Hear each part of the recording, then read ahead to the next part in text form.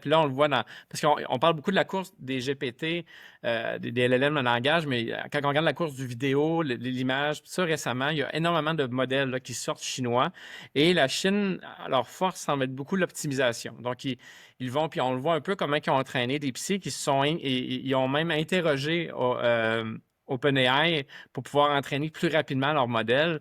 Fait que, tu sais, quand on parle d'AI pour entraîner des AI, mais ça, c'est déjà un exemple concret de ce genre d'utilisation-là. Fait que le coût pour arriver à entraîner ces modèles-là est devenu relativement faible.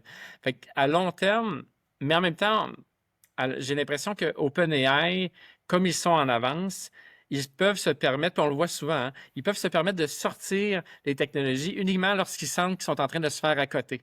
Ouais. Puis il y a souvent des espèces de réactions de chaîne, là. Tu en as un, mettons Google, qui va sortir un modèle, puis d'un coup, bang! Une semaine plus tard, le OpenAI fait une grosse annonce, puis ils font comme juste, regarde, mais la technologie qu'ils ont sortie, ils l'avaient sans doute déjà dans leur poche depuis peut-être quelques mois.